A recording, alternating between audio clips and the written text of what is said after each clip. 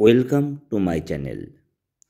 আজ আমরা এসেছি কলকাতার হাওড়ায় আচার্য জগদীশচন্দ্র বসু ভারতীয় উদ্ভিদ উদ্যানে। আপনারা দেখতে পাচ্ছেন ব্রাঞ্চিং পাম, আর আমরা এই সুন্দর জায়গা দিয়ে আস্তে আস্তে ভিতর দিকে প্রবেশ করতে শুরু করলাম। বোটানিক্যাল গার্ডেন আমাদের পশ্চিমবঙ্গের একটা শান, আর এই জায়গাটা ভারতীয় বোটানিস্টদের জন্য এক প্রাণবিন্দু। বিভিন্ন ধরনের উদ্ভিদ বিভিন্ন জায়গা থেকে এখানে আনা হয়েছে, যার মধ্যে আছে পাম ট্রি, বাঁশ, খেজুর গাছ, ওয়াটার লিলি, আর বিশেষ কেন্দ্রবিন্দু গ্রেট বেনিয়ান ট্রি। অর্থাৎ এই উদ্যানের অন্যতম আকর্ষণ এই গ্রেট বেনিয়ান ট্রি আনুমানিক 270 বছরের প্রাচীন বটগাছ। এই বটগাছটি 1864 এবং 1867 খ্রিস্টাব্দে প্রবল ঘূর্ণিঝড়ের আঘাতে প্রধান শাখা প্রশাখা ভেঙে যায় এবং ছত্রাক দ্বারা আক্রান্ত হয়। পরবর্তীতে 1925 খ্রিস্টাব্দে প্রধান কাণ্ডটি কেটে ফেলা হয়। গাছটির বিশাল সংখ্যক স্তম্ভমূল বা ঝুড়ি উল্লম্বভাবে মাটিতে চলে গেছে, যার ফলে বটগাছটিকে স্বতন্ত্র গাছের বদলে অরণ্য বলে বেশি মনে হয়। মূল কাণ্ডটি কেটে ফেলার পর বটগাছের কেন্দ্রস্থলে মূল গাছের চিহ্নস্বরূপ একটি স্মৃতিফলক তৈরি করা আছে। আদি কাণ্ডটি প্রায় 51 ফুট চওড়া ছিল। এই যে ভিতরে স্তম্ভমূলগুলো দেখতে পাচ্ছেন, তার সংখ্যা কিন্তু 4208টি।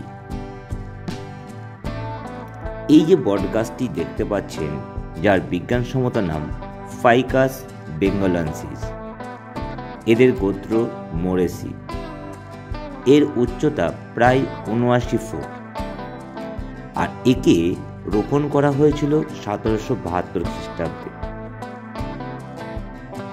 এই অপরূপ শাখাগুলো দূর থেকে দেখে আপনার মন ভরে যাবে। চারিদিকে রেলিংয়ে আবৃত ছিল, যাতে বাইরে থেকে কেউ ভিতরে প্রবেশ করে গাছগুলোকে পুনরায় ক্ষতিগ্রস্ত করতে না পারে। এর ভিতরে আরেকটি রাস্তা আছে। অ্যাকচুয়ালি ওই অবধি প্রথমে এর বিস্তার ছিল, কিন্তু পরবর্তীকালে শাখা প্রশাখা প্রসারিত হওয়ার জন্য গাছটির আয়তন কিন্তু আরও বেড়ে গেছে, যার ফলস্বরূপ এই গাছটির শোভা আরও বৃদ্ধি পেয়েছে। এই গাছের পাশেই ছিল একটা ছোট্ট লেক, যে লেকে আর একটা বিরল প্রজাতি ভিক্টোরিয়া আমাজনিকার বাসস্থান হয়েছিল। ভিক্টোরিয়া আমাজনিকা, যা নিমফেসি গোত্রের একটি বিশেষ জলজ লিলি ফুল। এই ফুলটি দক্ষিণ আমেরিকা, বিশেষ করে গায়ানা এবং আমাজনে পাওয়া যায়।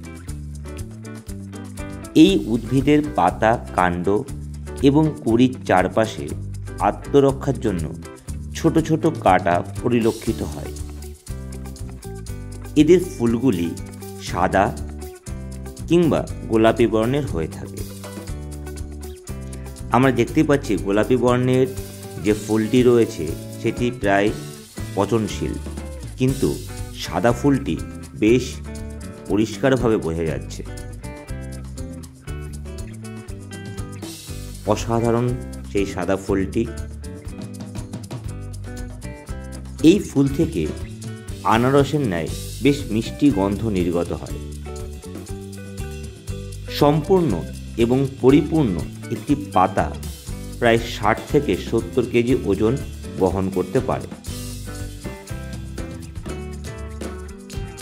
সত্যি অপরূপ দৃশ্য। নিজস্ব চোখে না দেখলেই জীবনের অনেক কিছু মিস করে যাবেন। আমরা এই ওয়াটার লিলিকে দেখার পর একত্রিত হয়ে চলে এলাম আমাদের নেক্সট জায়গায়। অর্থাৎ এই বাগানে অবস্থান করে আছে আরেকটি বিশেষ উদ্ভিদ, যার নাম ক্যাকটাস।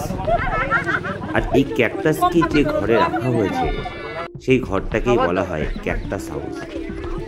যেহেতু সানডে ছিল, মেবি এর জন্য এর দরজা বন্ধ ছিল, কিন্তু বাইরে থেকে আমরা বেশ ভালোভাবেই ক্যাকটাসগুলোকে দেখতে পাচ্ছিলাম।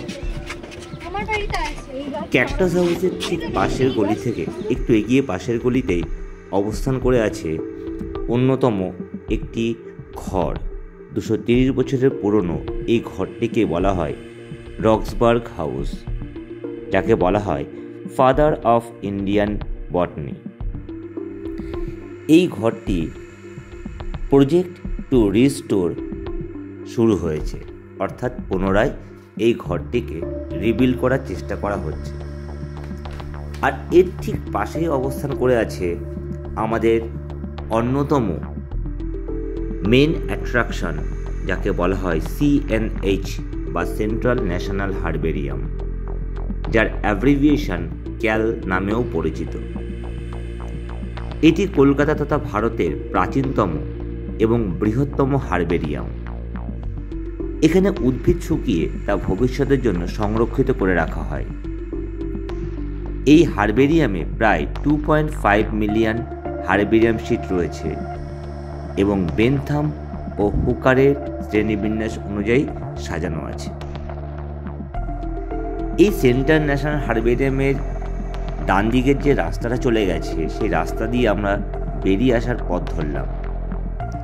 আর যা অপরূপ শোভা দেখলাম তা ভাষায় প্রকাশ করার মতো না।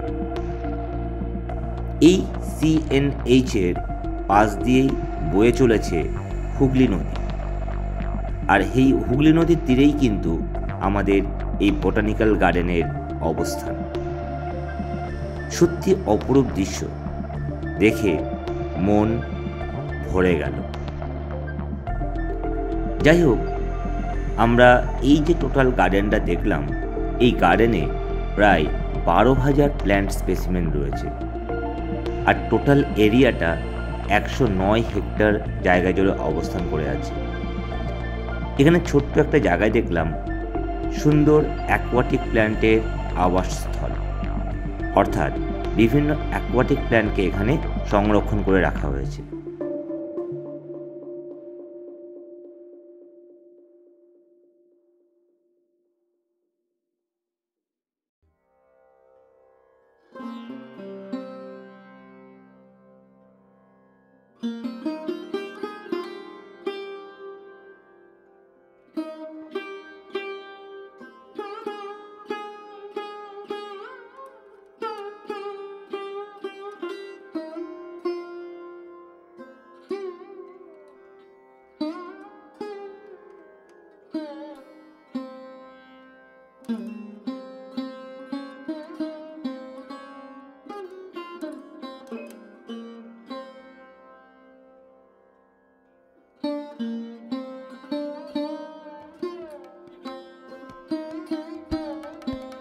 কিছুক্ষণ হাঁটার পর আমরা আবার দেখতে পেলাম ফুলের বাগান। আর এই বাগানের পিছন দিকেই ইস্ট ইন্ডিয়া কোম্পানি কর্তৃক তৈরি করা কিছু পুরনো বা ভিনটেজ হাউস এখনও রয়ে গেছে, যা মেবি এই বোটানিক্যাল গার্ডেনের শোভাকে আরও বাড়িয়ে তুলেছিল। আমরা আরেকটু এগোনোর পর দেখতে পেলাম বেশ কিছু প্রজাতির জবা ফুল গাছ, যে ফুলগুলো সাইজ বেশ বড়। আর বিভিন্ন রকমের জবা এখানে চাষ করা ছিল। সত্যি এই জবাগুলোকে দেখে বেশ মনোমুগ্ধকর লাগলো। একসাথে এত জবা ফুলের ভ্যারাইটি এর আগে আমি দেখিনি। এই সুবিশাল বোটানিক্যাল গার্ডেনকে খুব অল্প সময় দেখানোর জন্য একেবারেই যথেষ্ট নয়। তাই আমরা এখান থেকে ধীরে ধীরে বেরিয়ে চলে আসলাম। এখন আপনারা দেখতে পাচ্ছেন আমাদের হুগলি নদীর আর একটা বিশেষ শাখা, যা দক্ষিণেশ্বরের মন্দির হয়েই গেছে। এই পথ ধরেই আমরা বাড়ি ফিরলাম। যাই হোক, এই ভিডিওটি যদি ইনফরমেটিভ লাগে তবে লাইক, শেয়ার, সাবস্ক্রাইব করে পাশে থাকবেন আর শেয়ার করে অন্যকে জানতে সাহায্য করবেন। Thank you.